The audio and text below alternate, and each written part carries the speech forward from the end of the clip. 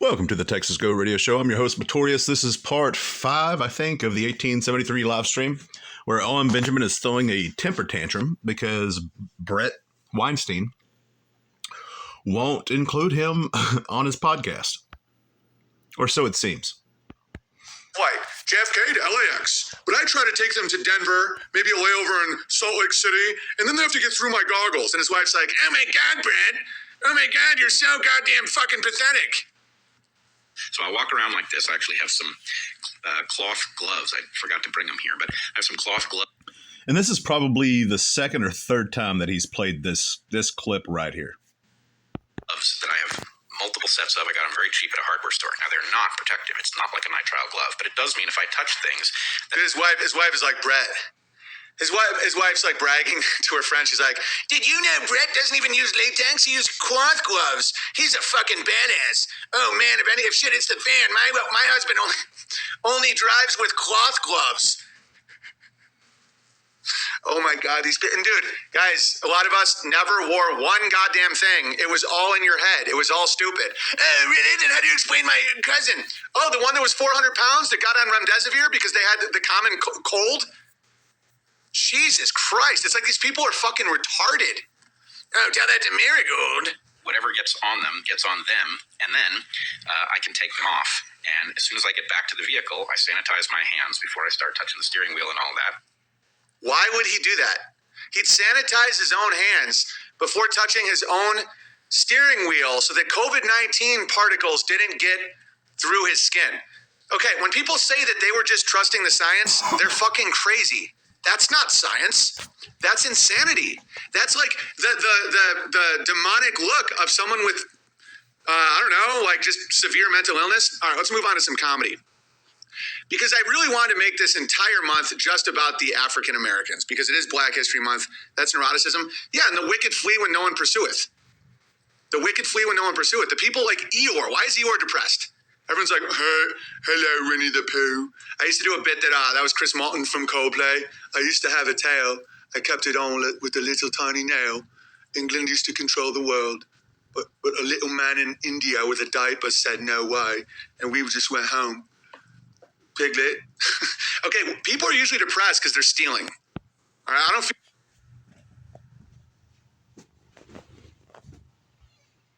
bad for Eeyore at all. It's one thing if you have a close friend going through depression. I understand that if you want to have their back. But in general, they're to be avoided. Because when someone is just depressed or paranoid or neurotic, it's usually because they're up to something seriously devious. All right, here's a quick Jew joke for you. And again, I know I'm diving into the Jews, and that's not, July is Holocaust Remembrance Month, so that's going to be a fucking blast. It's also when they faked the moon landing, Jew-lie, right? They know what they're doing. But you can't make fun of blacks without hitting on the Jews. They're pretty much, they can't be separated. And here's a funny Jew joke. Auschwitz. Ausch means ouch in German, and witz means joke. Ouch, joke. Oh, how dare you? There's a W in there. Nah, it's ridiculous. Okay, moving on. Where was? I wonder where that came from. That kind of made me chuckle a little bit, but obviously he didn't write that. Okay, so here's a really funny joke, and then I'll read all the jokes. After a few drinks, they start talking about how they came to their respective faiths. The Christian tells his story first. One day I was traveling across the Atlantic Ocean when we got caught. I'm sorry. I'm going to just fast forward through this. I don't have it in me. It safely across okay. I love Jew jokes. Love. Where are my Jew jokes? Okay, we'll get to those in a second. That would, hey everybody, that'd be great if there was an Auschwitz gets it. That's pretty funny. By the way, while Brett Weinstein was wearing his gloves and his goggles and his bandana, this is what we made in the bear community. And this Jewy little fucker who's currently supporting the Gaza cost is going to say I'm a racist and full of hate when I had Kyrie Irving's back when they took $30 million from him. Here's the sketch we made. Eastern blood. Oh, God just sent me this.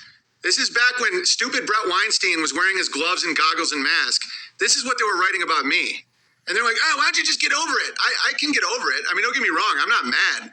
But I'm going to remind these motherfuckers, all right? I'm going to remind them. And Cod, take this link, Coddington, take this link and tweet it and tag Brett Weinstein and say, this is how the media actually reacted if you actually stood up at the time. Like, let him know. And I'm focusing on Brett Weinstein because he's being rolled out as the hero of COVID. And that motherfucker... Just a reminder, during this whole COVID thing, during the pandemic, Owen was running an investment scheme without a shadow of a doubt. I just recently found out that he even scrubbed all of those videos from UATV so that his new subscribers can't see them. And so that's another provable lie, because he has said multiple times, go to UATV, it's got all of my videos from day one. Every stupid lie. All right. Alt-right comedian Owen Benjamin has returned to social media, ignoring the numerous platform suspensions, and he's using it to spread COVID disinformation. Twitter banned Benjamin in 2018 after he wanted a tirade about gun control advocate David Hogg's genitals. That's so unbelievably... I mean, it's technically true, but if... It's so unbelievably... I mean, it's technically true because he did. He mentioned his pubic region. It's so unbelievably... I mean, that cracked me up. Just to see like a hint of truth coming out. All right. Benjamin was banned on YouTube to circumvent the terms of service, and Facebook, and Instagram for criticizing Jews. Benjamin, who calls himself Big Bear, has returned in full force. He actually appears to have created some accounts in advance, potentially anticipating it.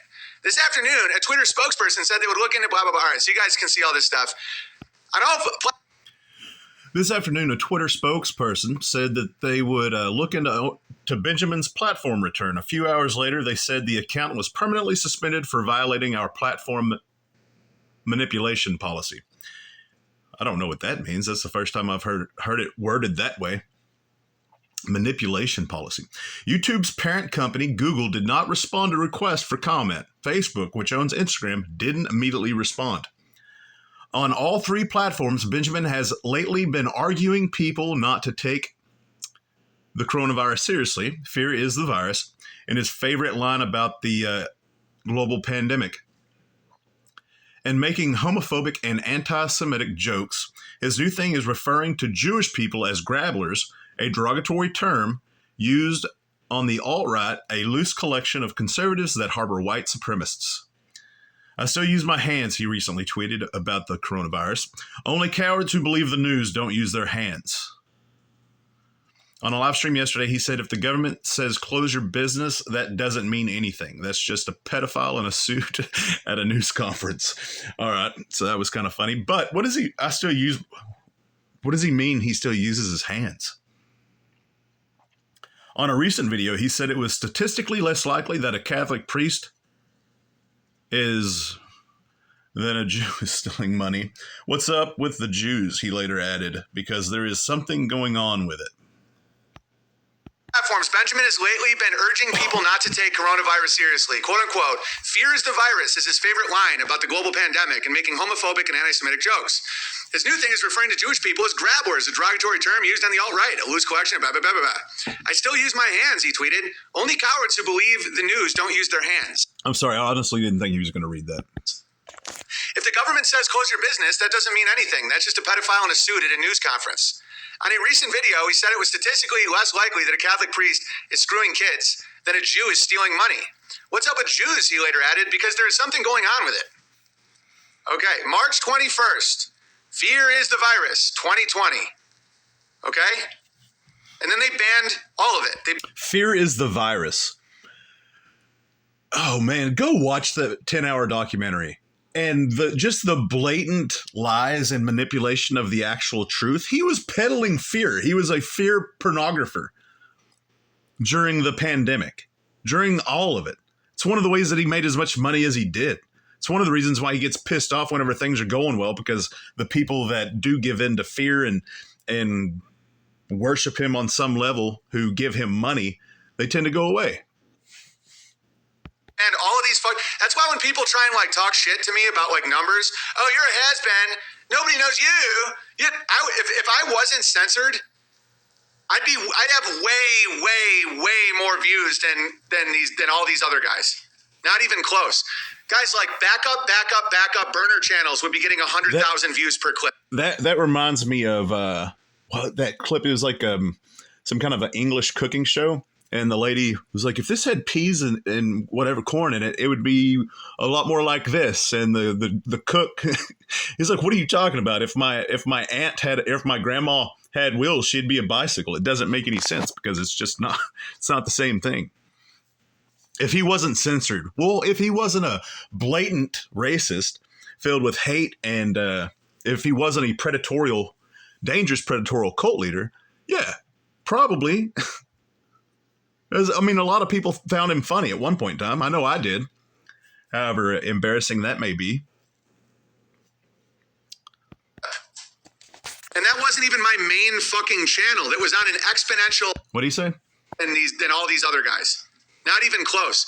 Guys like backup burner channels would be getting 100,000 views per clip. And that wasn't even my main fucking channel. That was on an exponential rise until they banned it. That whole YouTube purge was just me. And if you look back, Brett Weinstein, I was right. And I'm like the nicest guy about Jews now. I don't tell the whole YouTube purge was just him. People to kill him. I don't tell people to take all their problems on the Jews. The Jews are just making offers like they always do. You can't shoot the devil. You can't. Our battle is not flesh and blood. It's about resistance. It's about your own sin. And tomorrow I'm going to do a whole stream on usury.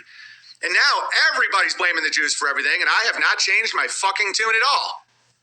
And so when Brett Weinstein starts screaming and crying about pogroms, just remember that I fucking tried to get him to tell the truth.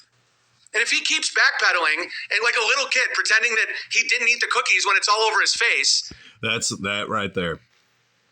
Owen talking about how much of a hero he was and how brave he was during the pandemic. During the pandemic, he was swindling people out of money with fear porn. That's what he was doing. And I thank God that I wasn't still listening to him or watching him. I didn't stop listening to him for any kind of moral or ethical reason. I don't want it to come across that way. I just simply got too busy with work and everything else. And thank God for that, because some of the things that he was saying during that time, it wasn't encouraging. It wasn't uplifting. It wasn't hope. It was nothing except for fear porn. Give me your money because I'll be your savior is all that was. And so his little analogy of a kid backpedaling and denying that he ate the cookie even though the crumbs are all over his face, that is all too fitting for Owen Benjamin. Eventually people are going to get fucking mad. I'm not. I don't give a shit. My life's awesome. This is... He's acting like somebody whose life is awesome. This is the Texas Goat Radio Show, and I'm your host, Matorius. As always, till next time.